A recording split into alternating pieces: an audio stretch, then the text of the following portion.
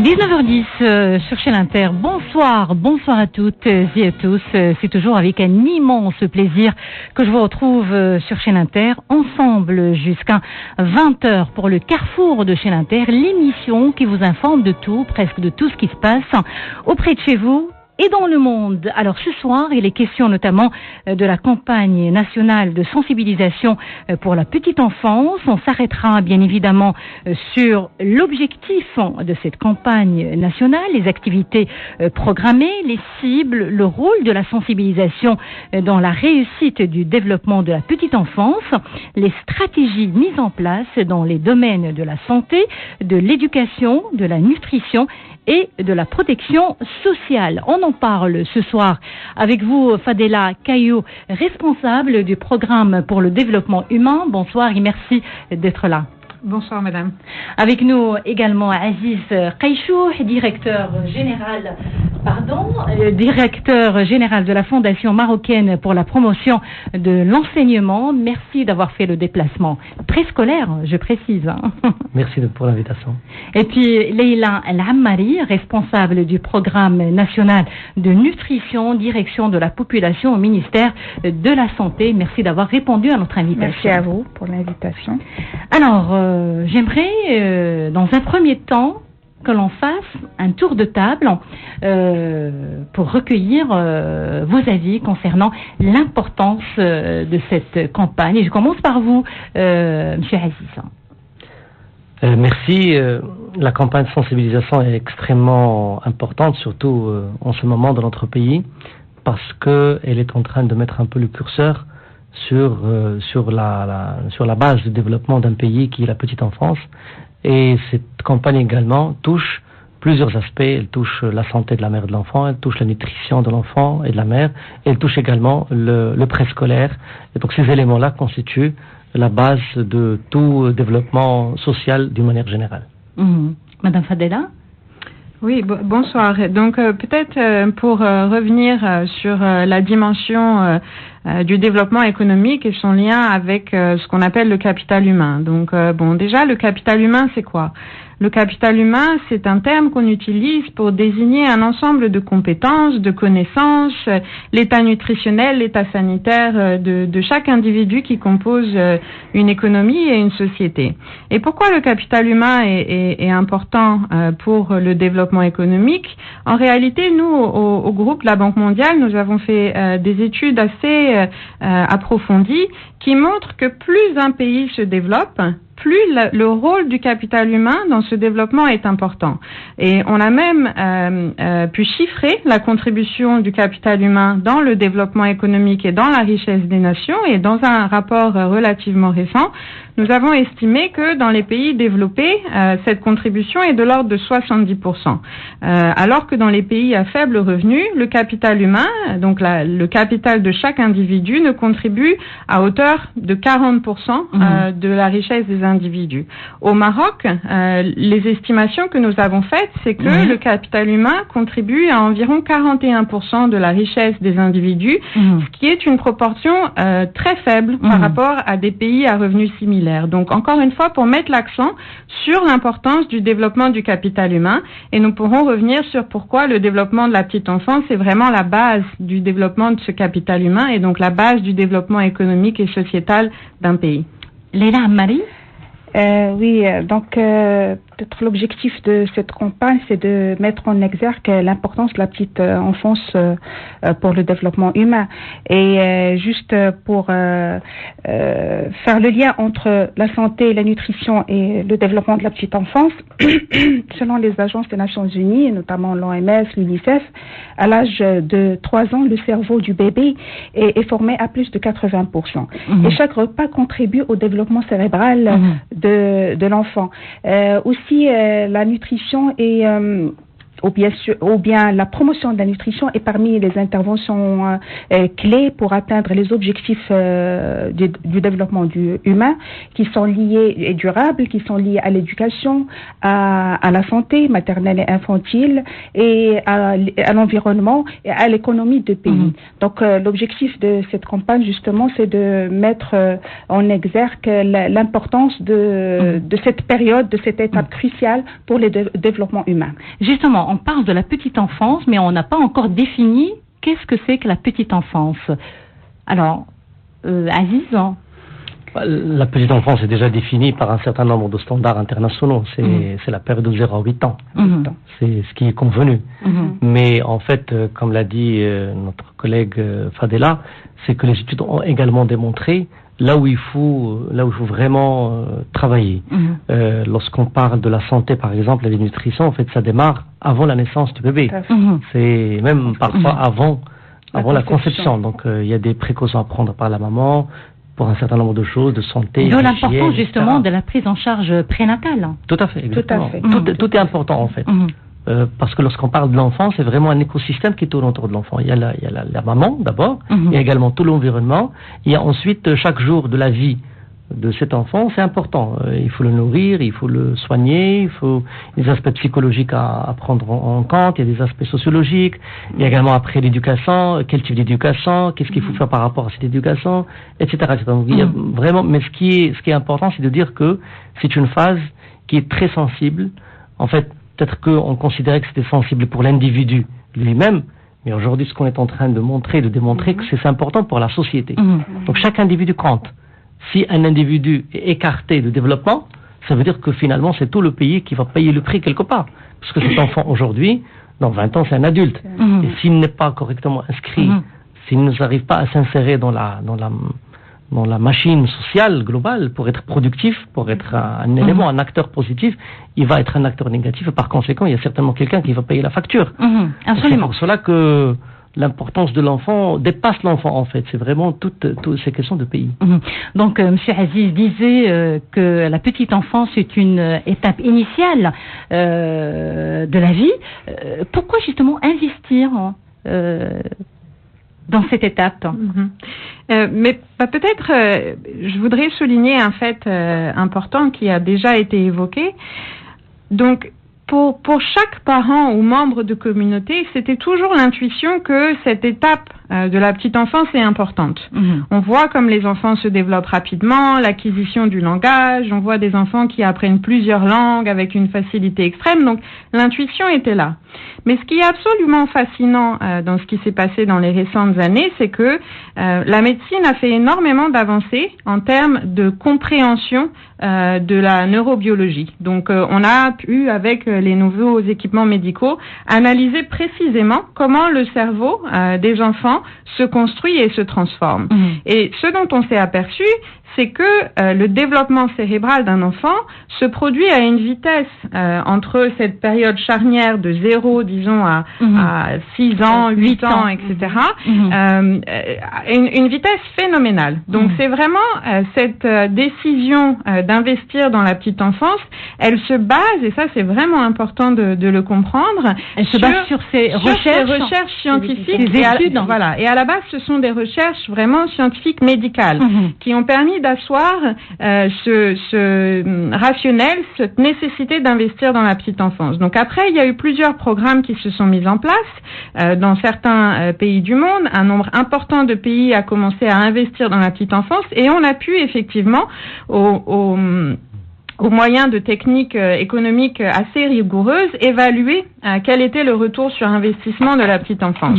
Et quand vous avez des programmes de petite enfance qui fonctionnent, alors on pourra revenir sur qu'est-ce qu'un programme de petite enfance qui fonctionne, mais des programmes qui sont intégrés, qui ont cette vision holistique de l'enfant, on a estimé que le retour sur investissement, pour parler en termes vraiment économiques, il est entre 7 et 16%. Donc c'est un retour, c'est-à-dire que vous avez un gain en termes salarial, par exemple, sur toute la durée de la vie, qui est immense. Vous avez vraiment un retour qui est tangible en termes de gains pour l'individu, mais aussi en termes de gains pour la société au travers de tout un tas d'externalités. Donc, ce lien entre recherche médicale scientifique qui a pu faire comprendre le développement du cerveau et la recherche économique qui a pu mettre un chiffre précis sur le retour sur investissement, c'est ce qui aussi a généré l'intérêt de plusieurs pays, dont le Maroc, pour un investissement massif dans le développement de la petite enfance. Certains parents ont l'impression que la petite enfance n'est pas une priorité. Alors, qu'est-ce que vous avez envie de dire à ces parents? Peut-être je vais parler de l'aspect nutrition parce que justement en parlant des évidences scientifiques, il y a plusieurs études ces dernières décennies qui ont montré l'importance de la nutrition, pas uniquement de l'enfant mais de la femme, c'est-à-dire depuis la conception de la femme enceinte et jusqu'à deuxième anniversaire de l'enfant pour justement le développement de l'enfant et pour éviter premièrement les décès infantiles, renforcer son système immunitaire, éviter certaines maladies infectieuses qui peuvent être la cause de la mortalité néonatale et infantile, et aussi des évidences aussi ont montré que les carences nutritionnelles entraînent des retards de croissance, qui bien sûr constituent, c'est un indicateur d'ailleurs de développement du pays, et peut-être on aura l'occasion par la suite de parler de la situation au niveau national. La malnutrition également chez les mères et les enfants peut conduire à des retards préscolaires, puisqu'il impacte le développement pas uniquement physique, mais même mental et cognitif. Donc, la nutrition est elle est au cœur des objectifs de développement durable, c'est-à-dire elle permet d'améliorer la productivité. Et d'ailleurs, selon les agences des Nations Unies, investir $1 en nutrition offre un retour sur investissement de $16, vu l'importance de cette discipline pour promouvoir à long terme pendant l'enfance et l'impact de la santé et le développement pendant l'enfance et qui l'accompagne jusqu'à l'âge adulte. Justement, quelles sont les bonnes pratiques à adopter? Vous parliez à l'instant. Oui, d'accord. Donc pour les bonnes pratiques, bien sûr, il y a pour la femme enceinte, il faut insister sur le suivi médical, la consultation prénatale, parce que c'est une occasion pour dépister certains troubles de santé nutritionnelle qui peuvent impacter sa santé et la santé de son fœtus et par la suite de son enfant, comme par exemple pour ce qui est les troubles nutritionnels, il y a les carences en micronutriments comme l'anémie, ferriprive, la carence en iode et la carence en vitamine D qui engendre des conséquences, par exemple la prématurité, le retard mental, certaines malformations congénitales. Donc il y a pas mal de conséquences sur la santé de l'enfant.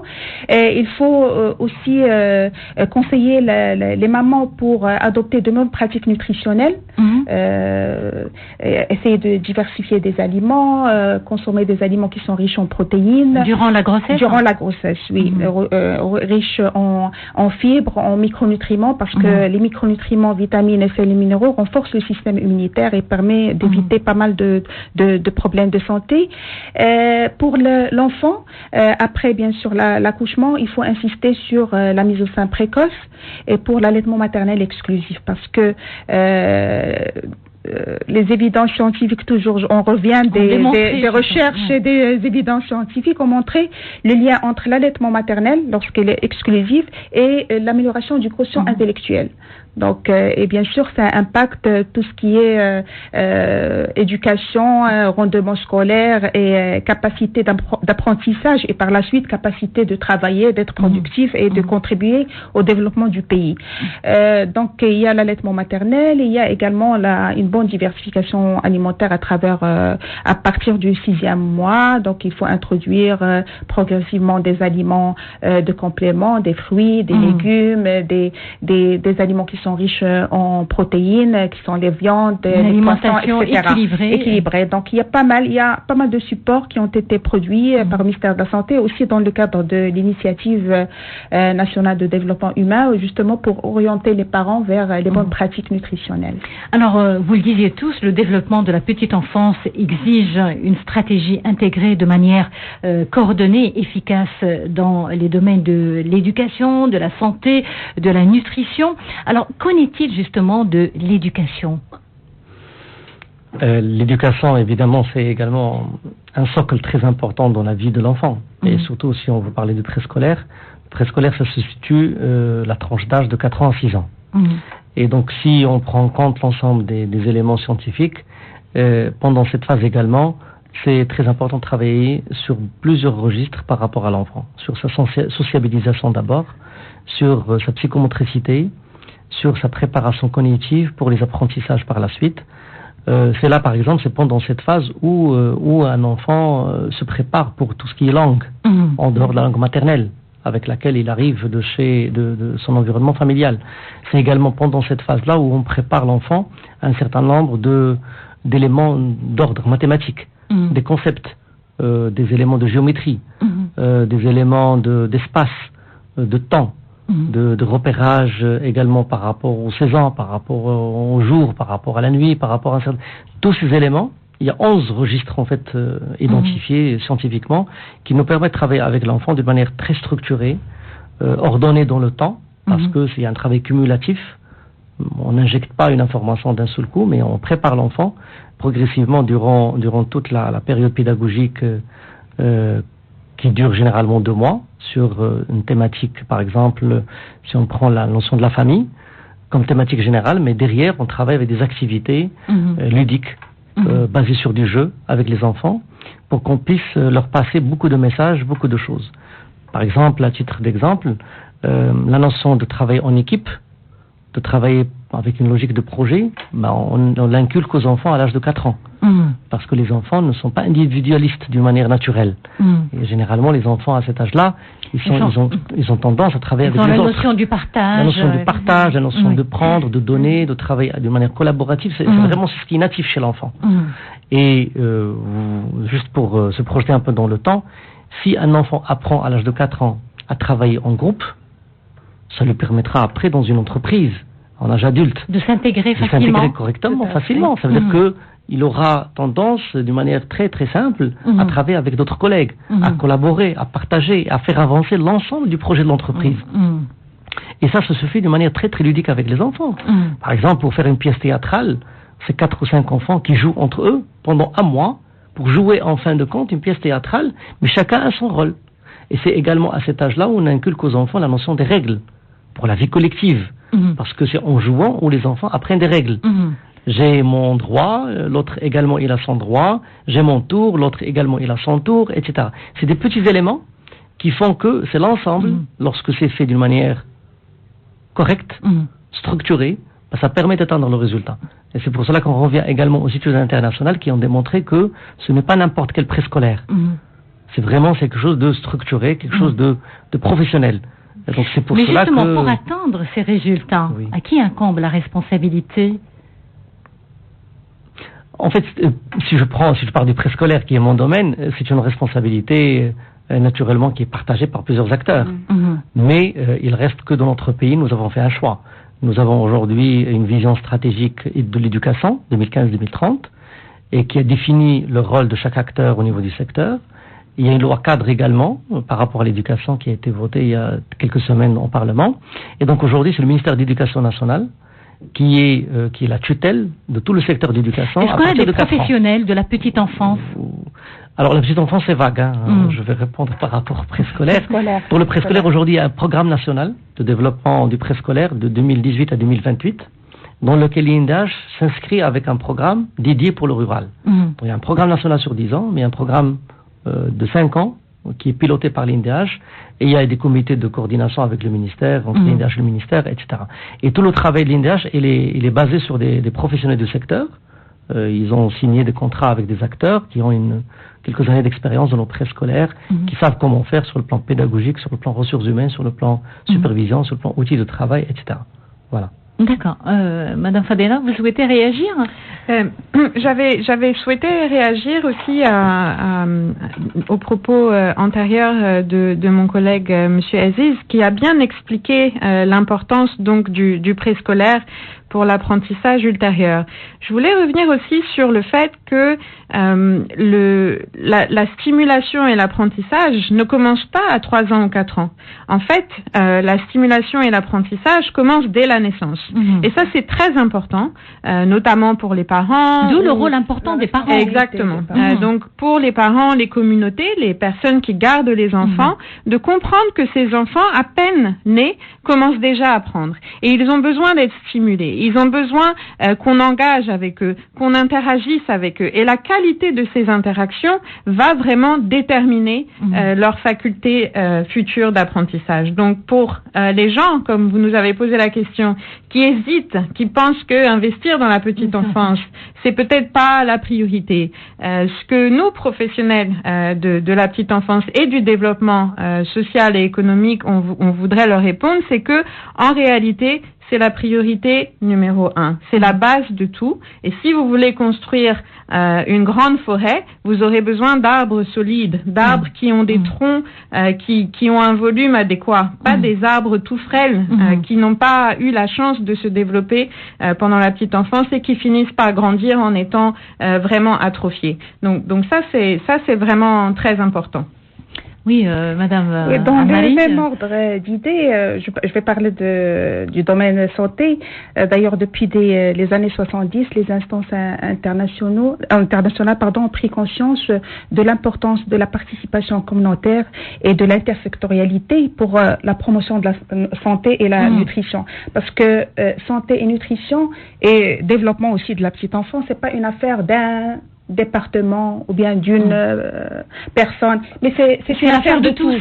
C'est l'affaire de tous. Tous les secteurs, tous les acteurs et même les parents, ils sont responsables du développement de leur enfant, de leur santé et de leur nutrition. Et je pense que c'est ça l'élément sur lequel l'INDH a mis l'accent justement pour renforcer cette composante de la santé communautaire, de la participation communautaire, aussi de l'intersectorialité et l'implication de tous les acteurs. Monsieur Aziz, on parlait du préscolaire. Est-ce qu'on dispose justement de professionnels pour le préscolaire, pour réussir justement ce que vous avez dit tout à l'heure par rapport au... Honnêtement, il y en a, mais il n'y en a pas beaucoup. Il n'y en a pas. Voilà, pour porter vraiment cette stratégie nationale. Est-ce qu'on peut parler de pénurie de professionnels? Pas vraiment une pénurie, mais en tout cas, si je prends par exemple uniquement la ressource humaine qui va travailler avec les enfants pour faire l'activité préscolaire avec les enfants, aujourd'hui, nous n'avons pas de dispositif national de formation capable de nous produire par exemple, 3 000 ou 4 000 ou 5 000 par année pour pouvoir, en 10 ans, répondre à ce besoin. Donc, tout est en train d'être mis en place. Aujourd'hui, il y a les universités, il y a les opérateurs de formation privés, il y a les fondations qui travaillent dessus, il y a le ministère, mais tout le monde aujourd'hui est en train de travailler pour répondre à ce besoin. C'est parce que, il y a du temps pour fabriquer une ressource humaine, pour la préparer, c'est 2 ans de travail, minimum, pour sortir un éducateur relativement capable, qualifié pour travailler avec les enfants. Parce que c'est quand même, si on est en train de dire que l'enfant et que cette période d'âge est capitale et très importante, c'est-à-dire que la personne, l'adulte qui va nous le préparer, doit être hautement qualifié. Sinon, on va tout rater. Tout l'investissement, évidemment, tout l'investissement que nous allons mettre sur la petite enfance sera du gâchis, sera du raté. Et peut-être qu'on aura de très mauvais résultats par la suite. Donc c'est pour cela qu'il y a des éléments de base. C'est-à-dire qu'il ne faut pas être dans l'urgence, mais également on est très en retard. Tout à fait.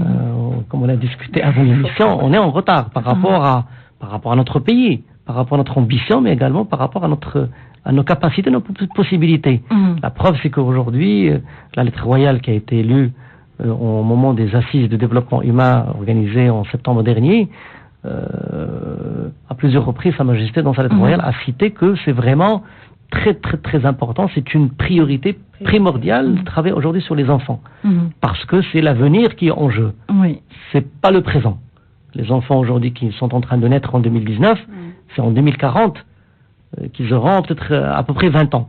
Donc nous ne sommes pas en train de travailler pour aujourd'hui. Nous sommes en train de construire pour l'avenir. Et c'est pour cela qu'il faut prendre toutes les précautions. Et les professionnels, il y en a, on en a, mais ce n'est pas suffisant pour pouvoir répondre à tous les besoins. Mais en parallèle, il y a un travail aujourd'hui qui est fait de manière très très professionnelle. On peut en parler après sur certains registres, sur le plan pédagogique, sur le plan ressources humaines, sur le plan également gouvernance de tout ça, et également sur le plan financement, parce que tout ça coûtera de l'argent, et il faut avoir la possibilité d'aligner suffisamment de budget pour pouvoir faire le travail correctement. Madame Fadila, vous approuvez ce qui a été dit par M. Aziz en ce qui concerne les professionnels? Il parlait d'un manque. On va pas dire une pénurie, mais il y a quand même, c'est pas suffisant. Il y a un manque de professionnels.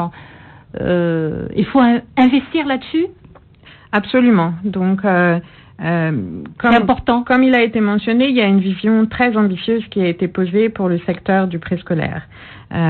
Généraliser un préscolaire de qualité d'ici 2027. Et là où je voudrais insister, c'est sur le terme qualité. Parce que on sait que le Maroc peut faire des progrès assez rapides en termes de généralisation. On a vu la généralisation de l'accès à l'enseignement primaire au Maroc s'est déroulée de façon assez rapide, si on regarde les standards internationaux. Ce qu'il faudrait éviter dans le cas du préscolaire, c'est une généralisation qui se fait sans qualité, ou avec une qualité, disons, de deuxième zone. Et comme il s'agit d'enfants très jeunes, un préscolaire de mauvaise qualité peut avoir des effets néfastes sur ces enfants. Donc la qualité doit être au cœur de cet effort de généralisation. Et ça implique deux choses. Ça implique du financement, parce que la qualité coûte cher, et ça implique en effet d'investir sur les différents acteurs qui existent dans le système, que ce soit en termes des éducateurs et éducatrices, parce que la qualité de l'interaction avec les enfants est absolument primordiale pour le développement socio-émotionnel des enfants, mais aussi la qualité de la capacité de gestion de ce système, d'un système nouveau qui est très local, puisque le préscolaire est relativement proche des communautés. Donc, comment ce système va être géré? Comment ce système va être suivi et évalué? Et on pourrait revenir sur la question du suivi-évaluation, qui est absolument primordiale pour que les autorités compétentes, que ce soit le ministère de l'Éducation nationale ou l'INDH, aient la capacité de suivre les progrès effectués et de suivre quel est l'impact en termes de qualité. Et sur ce point-là, je voudrais insister sur le fait que la qualité dans le développement de la petite enfance, on la mesure pas de la même façon que pour l'enseignement primaire, par exemple. On essaye de mesurer, donc pour ce qui est nutrition et santé, des aspects liés à la malnutrition, etc., ou bien à la vaccination, ou bien au nombre de femmes qui accouchent dans des structures. Dans le domaine du préscolaire, la qualité, on la mesure en termes de développement socio-émotionnel des enfants. Donc c'est une mesure qui demande un niveau de sophistication relativement plus avancé que dans le primaire, mais c'est absolument primordial pour que cet effort de généralisation se fasse dans des conditions optimales qui puissent permettre d'atteindre tous les bénéfices dont on a discuté au début de cette émission. Justement, vous parlez tous de la qualité dans l'éducation, la santé aussi. Qu'en est-il du milieu rural, justement? Oui. Leila Ammali. C'est une bonne chose de soulever ce point parce que, en parlant de domaine de la santé, je voudrais juste rappeler que l'initiative nationale pour le développement humain a retenu deux priorités par rapport au domaine de la santé. Il y a la réduction de la mortalité maternelle et infantile et il y a la promotion de la nutrition en luttant contre le retard de croissance et les carences nutritionnelles. Et au niveau national et au terme des objectifs du millénaire pour le développement, donc le bilan dans le domaine de la promotion de la santé maternelle et infantile quand même a reflété des avancées majeures. Donc on a enregistré quand même des progrès en matière de réduction de la mortalité maternelle, infantile et de l'état nutritionnel. Mais selon les enquêtes menées par le ministère de la Santé, on a assisté à la persistance de certaines disparités et écarts par milieu de résidence. C'est-à-dire que la mortalité maternelle, bien qu'elle a connu une réduction, mais elle persiste toujours en milieu rural. La même chose pour le retard de croissance et la mortalité néonatale et infantile. Et c'est pour ça que l'initiative nationale pour le développement humain a pour objectif considère que l'accent doit être renforcé sur l'orientation des mesures vers la population la plus vulnérable et vers les régions, les provinces et les communes les plus touchées par ces affections et qui sont en général la population issue du milieu rural. Et c'est pareil pour l'éducation. Oui, tout à fait. Juste pour avoir des chiffres, le taux national moyen de préscolaire en 2018, le taux national était de 50% d'enfants préscolarisés. Et national, mais dans le rural, il était de 37%. 37. Voilà, donc ça veut dire que déjà il y a une différence. Alors maintenant, ce qui est... C'est une bonne chose? Non, c'est un taux qui est très bas. C'est très bas? C'est très mauvais. Non, c'est très mauvais. Mais en fait, c'est un résultat.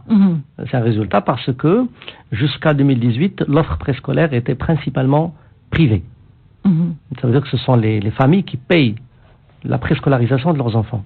Et donc par conséquent, l'offre préscolaire s'est développée principalement dans les villes, pour tout ce qui est privé, mais les associations qui ont pu développer une offre préscolaire prépondérante travaillaient dans les villages, dans les quartiers défavorisés, dans l'urbain principalement. Le rural, c'est des gens qui étaient incapables de payer la préscolaire de leurs enfants, quel que soit le tarif.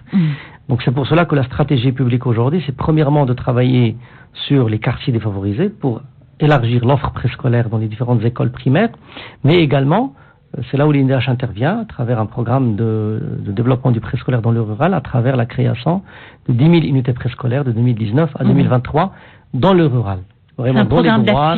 C'est un programme d'appui au programme national, mais c'est spécifique au rural, parce que le rural était doublement sanctionné. Que ce soit, à mon avis, que ce soit sur le préscolaire ou la santé. Premièrement, c'est un manque de sensibilisation. Les gens ne savent pas que c'est important de faire attention à la santé, de faire attention à la nutrition, mais également de préscolariser les enfants. Mais également, ils étaient sanctionnés pour des raisons de proximité. Parce que l'offre existante était non accessible pour eux, que ce soit sur le plan géographique ou sur le plan tarifaire. Par conséquent, ils étaient doublement sanctionnés. Et donc aujourd'hui, tout ce qu'on est en train de faire, c'est pour travailler sur les deux registres.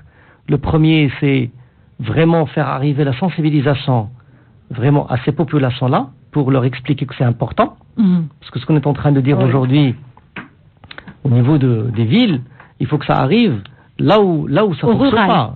Au rural, aux couches sociales qui ne savent pas que c'est important. Vulnérables, parce que par exemple, ce que a dit Mme Ammari tout à l'heure sur la mauvaise nutrition, les Marocains, ils mangent en quantité dans le rural. Mais c'est en qualité où il y a un problème. Les diagnostics ont démontré que les gens mangent. C'est pas vraiment c'est pas la famine. Mais en fait, c'est parce que c'est non qualitatif. Les gens mangent en fait ce qui est disponible. Mais ils ne savent pas qu'il y a des éléments complémentaires qui sont importants pour nourrir les petits bébés, parce que c'est important pour leur futur. De la même manière pour le préscolaire. L'offre, on doit maintenant les sensibiliser que c'est important, mais également faire arriver l'offre qualitative chez eux. Parce que si on n'arrive pas à fournir la prestation au niveau local, parce que c'est des enfants de 4 ans. Les enfants de 4 ans ne peuvent pas marcher plus d'1 kilomètre. Donc il faut créer la structure préscolaire d'accueil le plus proche possible des enfants. Sinon ça ne va pas fonctionner, ça ne va pas marcher. Et la population rurale au Maroc, elle est quand même assez importante. On a à peu près 13,5 millions d'habitants dans le rural. Mais justement, donc, quelles sont les actions entreprises pour faire passer justement le message auprès du rural? La meilleure manière, c'est le direct.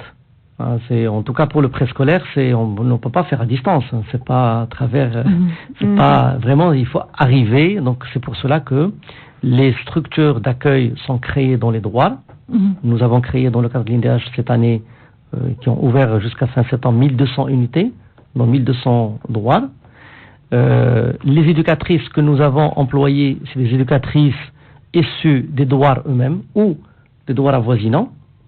Parce qu'il faut qu'elles soient intégrées dans la culture locale, dans la langue maternelle, parce que les enfants à cet âge-là, il faut les accueillir avec la langue maternelle avant de passer sur les autres langues. Et donc cette ressource humaine, on l'a formée, on l'a dotée d'outils. Voilà, vous les avez formées. On l'a formée. D'ailleurs, les classes que nous avons dans le rural, dans le cadre d'INDH, c'est les mêmes classes que nous avons dans les villes. Vraiment, vous rentrez dans la classe, c'est exactement la même classe. L'éducateur, c'est vraiment le même profil, formé de la même manière sur les mêmes outils, etc. Et cette ressource humaine, ce qui est intéressant, c'est là où il y a une jonction avec toute l'action de sensibilisation autour de la santé et de la nutrition, c'est que cette ressource humaine qui est présente aujourd'hui dans le droit peut offrir d'autres prestations à la communauté. Parce qu'elle est présente. Et elle est issue du local, elle parle la langue locale, elle mange ce que les gens mangent, elle parle ce que les gens parlent. Voilà, elle peut transmettre. Voilà, c'est un véhicule, c'est un vecteur, c'est un canal très très important. Si on arrive vraiment à avoir l'intelligence collective pour la faire fonctionner, c'est une ressource disponible pour faire arriver plusieurs éléments simples en termes de sensibilisation, mais à fort impact sur l'enfant et la société par la suite. Et en termes d'activité... Oui, allez-y. Oui, donc l'objectif justement de ce programme, c'est dans le domaine de la santé, bien sûr, nutrition, c'est d'améliorer l'accès aux soins prénataux, premièrement, améliorer l'accouchement au milieu surveillé, également l'amélioration de la promotion de la nutrition maternelle et infantile. Et justement, l'INDH dispose des plateformes au niveau local qui peuvent constituer des leviers pour justement promouvoir, sensibiliser la population sur l'importance... Pour pallier aux problèmes. Pour accroître premièrement la demande de la population vers les services de santé, et également pour améliorer les pratiques nutritionnelles. Et parmi justement ces plateformes, il y a bien sûr les écoles préscolaires, il y a également Dar Umuma. Dar Umuma qui est une structure communautaire qui est gérée par des associations, bien sûr en association avec les collectivités locales, et qui offre certaines prestations en matière de santé, des services, hébergement, des femmes enceintes également, mais aussi elle permet de délivrer des actions de sensibilisation auprès de ces mamans. Madame Fadela, oui, par rapport au rôle de la sensibilisation, l'importance de la sensibilisation.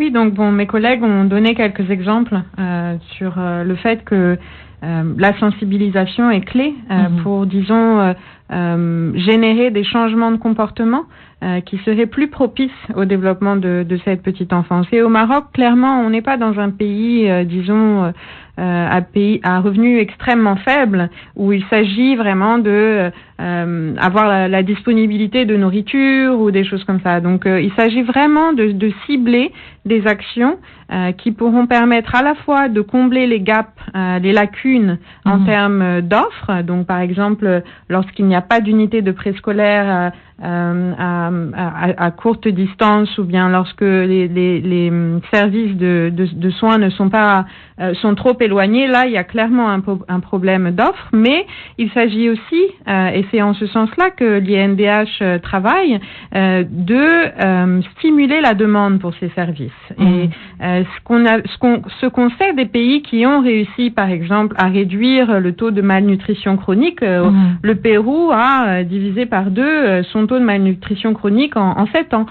Et d'autres pays ont fait beaucoup de progrès comme ça. C'est vraiment en associant des programmes de stimulation de la demande, parfois avec des transferts monétaires comme Taïsir, donc des programmes qui permettent d'inciter les ménages à utiliser ces services-là. Taïsir est associé à l'utilisation des services d'éducation primaire et maintenant secondaire. Donc, vous avez certains pays qui mettent en place des programmes similaires pour stimuler la demande de services de nutrition, de santé ou de préscolaire, ce qui permet d'avoir une influence vraiment sur le comportement des ménages, le comportement des parents, des mères, mais aussi des pères, dont le comportement est absolument fondamental vis-à-vis de leurs petits-enfants, et qui permet d'avoir des résultats vraiment probants et rapidement.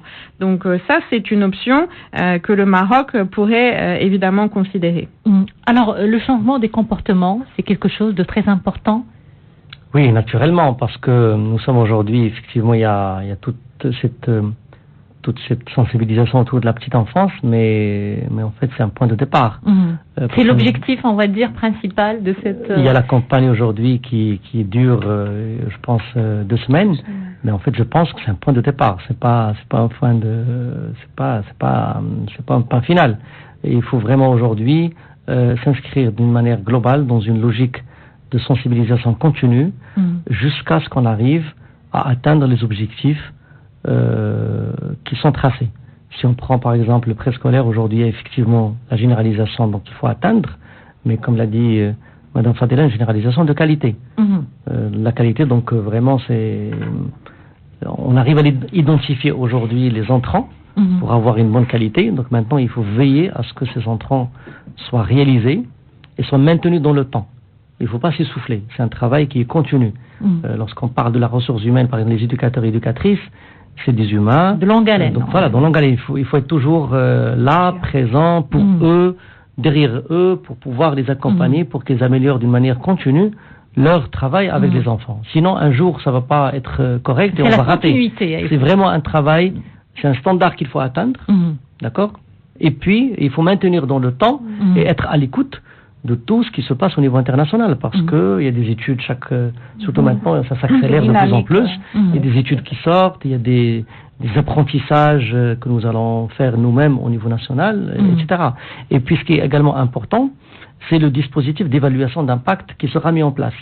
L'IDH est en train, avec la Banque mondiale et d'autres acteurs, sont en train de mettre en place un dispositif dédié pour le suivi de toute l'action de la phase 3 de l'INDH. Et le premier exemple était pris le préscolaire. Donc le dispositif est presque finalisé. Il va commencer à être déroulé rapidement sur le terrain à travers l'ensemble des unités réalisées. Mais en fait, c'est juste un thermomètre qui va nous indiquer une température.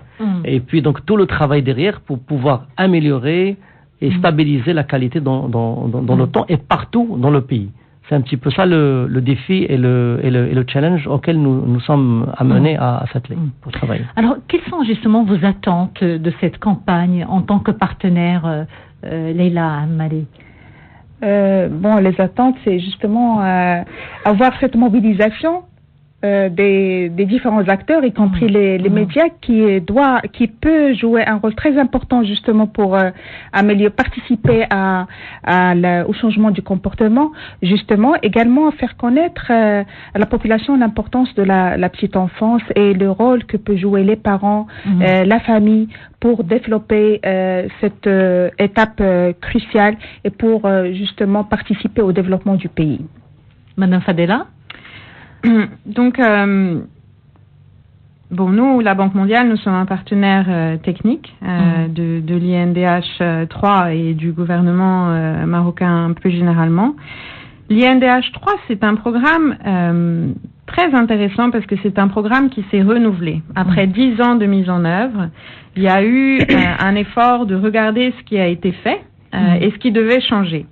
Et la méthodologie et l'état d'esprit de l'INDH 3, c'est celle qui se veut de dire, le Maroc a fait beaucoup de progrès au cours des 20 dernières années. Il y a eu des avancées, notamment en termes sociaux, mais beaucoup en termes d'infrastructures. Il y a beaucoup d'investissements dans le hard qui ont été faits.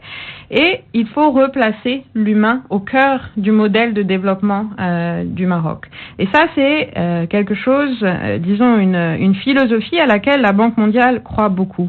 Nous souhaitons vraiment attirer l'attention de tous les décideurs au niveau global sur l'importance d'investir dans le capital humain. Nous avons d'ailleurs lancé l'année dernière un indice de capital humain qui vient mesurer la productivité des enfants en fonction des services d'éducation, de santé, de nutrition auxquels ils ont accès. Et au Maroc, on se rend compte que le manque de disponibilité de services de qualité fait que les enfants nés aujourd'hui ne seront productifs qu'à 50% de leur potentiel. Donc clairement, le Maroc peut faire mieux. Le Maroc a fait d'énormes avancées, a montré qu'il peut investir de manière continue. Vous avez des investissements dans les secteurs de l'éducation, par exemple, qui depuis 20 ans sont quand même soutenus.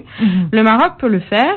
Le Maroc a la capacité de s'organiser, peut mettre en œuvre ses politiques publiques avec la rigueur qui est nécessaire, avec l'attention sur la mesure du suivi de l'évaluation, pour arriver à vraiment booster le capital humain de ces générations montantes dans 5 ans. Donc voilà nos attentes à la Banque mondiale. Et vous restez optimiste? On est optimiste et surtout on veut vraiment s'associer dans un partenariat très constructif avec l'ensemble des acteurs ici. Monsieur Aziz, oui, par rapport à vos attentes En fait, il y a effectivement il y a des attentes par rapport à tout ce qui se passe aujourd'hui. Donc il y a nous sommes en train de cumuler des points positifs, je pense, par rapport à cette question de la petite enfance. Il y a, si je prends le préscolaire particulièrement, il y a le lancement du programme national en juillet 2018 et le lancement de la phase 3 d'INDH qui a donné une importance particulière au préscolaire. Il y a maintenant les assises du développement humain organisées dernièrement. Il y a 2 lettres royales, l'une en 2018, l'autre en 2019. Et donc aujourd'hui, je pense, nous sommes en train de tracer, il y a l'appui technique de la Banque mondiale, etc. Donc nous sommes en train de tracer le chemin. Donc maintenant, je pense que naturellement, nous sommes optimistes, mais ça suffit pas. Il faut vraiment travailler au jour le jour. Il faut l'implication de tous. L'implication de tout le monde. Il faut également la coordination entre les différents acteurs, parce que c'est pas un seul qui va réussir en fait. C'est soit l'ensemble qui va réussir, ou malheureusement on va pas réussir. On n'est pas dans un match, une compétition où il y a un gagnant et d'autres qui vont pas gagner. Non, malheureusement cette question de la petite enfance, c'est vraiment un schéma global. C'est une affaire de tout le pays. Ce n'est pas uniquement l'apanage des experts, des spécialistes. On est tous concernés par la petite enfance. Si vous permettez, je vais lire rapidement un petit passage de la lettre royale, lu en septembre dernier lors des assises. Sa Majesté a dit: vous n'ignorez pas qu'investir dans les aspects immatériels du développement humain, dont la petite enfance est un axe majeur, constitue la condition nécessaire pour l'édification du Maroc de demain. Cette action représente en outre un défi que nous entendons relever, car elle ouvre des perspectives prometteuses aux générations montantes en leur offrant de nouvelles opportunités. Fin du message royal. Ça résume en fait vraiment toute l'ambition que toute la nation de notre pays porte dans cet avenir. Et donc je pense que cette campagne, c'est un élément supplémentaire qui arrive, qui est en train de construire tout un dispositif. Et il y a également, pour compléter en fait ce que nous avons dit, c'est qu'en ce moment, pendant cette phase de sensibilisation, il y a également des activités au niveau de différentes provinces. Il y a des séances de travail, il y a des séminaires qui sont en cours d'organisation jusqu'au 4 novembre. Dans chaque province, il y a un événement dans chaque province qui mobilise plusieurs acteurs concernés par cette question de politique publique, de secteur privé, d'associations, d'élus, etc. Parce que nous sommes en train en fait de partager cette responsabilité de l'enfant, des familles, avec les responsables, avec tous les acteurs. Parce que c'est l'affaire de tous. C'est l'affaire de tous. Et il y a également d'autres choses qui vont venir dans le futur, Inch'Allah, pour renforcer tout ce dispositif. Inch'Allah. Et parlant de famille, un message peut-être pour les familles, pour les parents, très rapidement, Leïla, Marie. Message. Donc il y a pas mal de messages, mais peut-être des messages par rapport à l'importance de la nutrition. Donc je conseille la femme enceinte de bien s'alimenter, de la famille de s'occuper de la femme enceinte et de l'enfant, de l'allaiter également, parce que l'allaitement est un des droits de l'enfant. Donc l'importance de la nutrition pour le développement de la petite enfance. Merci beaucoup Leïla El-Ammari, responsable du programme national de nutrition, direction de la population au ministère de la Santé. Merci Aziz Qaïchou, directeur général de la Fondation marocaine pour la promotion de l'enseignement préscolaire, et merci à vous Fadela Caillou, responsable du programme pour le développement humain, Banque mondiale. Merci d'avoir été nos invités ce soir. Merci pour cet éclairage et bonne chance pour la suite. Voilà, le carrefour de Chaîne Inter, c'est fini pour ce soir. Merci d'avoir été des nôtres. Merci à Ishaq qui assure le volet technique, Tijani pour la réalisation. C'était Nadia au micro. On se retrouve demain 19h-20h. D'ici là, prenez soin de vous. À 20h, le journal, juste après la libre antenne en compagnie de Feyrouz.